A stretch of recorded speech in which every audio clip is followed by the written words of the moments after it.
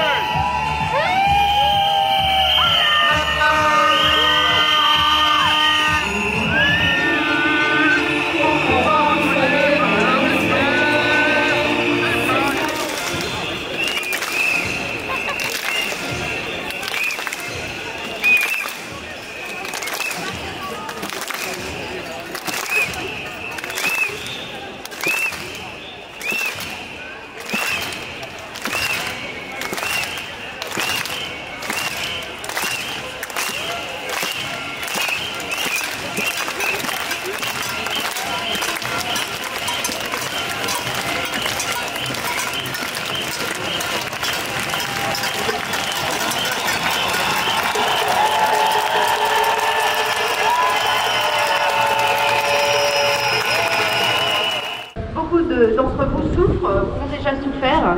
Et j'espère qu'il entendra ça, parce qu'on veut travailler, on veut soigner. Et c'est extrêmement important qu'il l'entende, parce que les devoirs, on le fait. Les droits, on en a et on aimerait qu'ils les entendent et qu'ils nous donnent les moyens de soigner.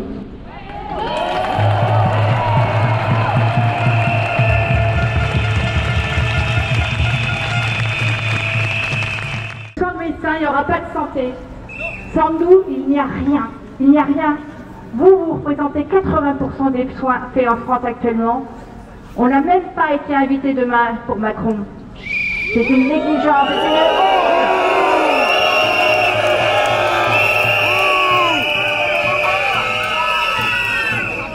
On ne veut pas être gouverné par des gens qui ne connaissent pas notre métier, par des administratifs qui pensent mieux que nous ce qui est bon pour nous et ce qui est bon pour nos patients. Honte à eux!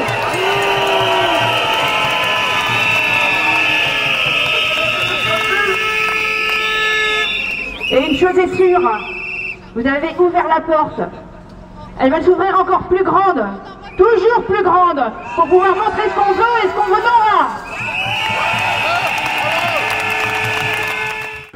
Il faudra revenir ici, il faudra revenir sur cette place, probablement fin février. Ça, c'est à Christelle de le voir avec vous pour Médecins pour demain. Mais la manifestation d'aujourd'hui, il va falloir la reproduire, sans doute la reproduire plus forte encore. Et il faudra tisser des liens ténus, comme nous savons le faire dans notre métier de tous les jours, avec nos consoeurs, avec nos collègues de l'hôpital, qui s'effondrent comme la médecine de ville s'effondre.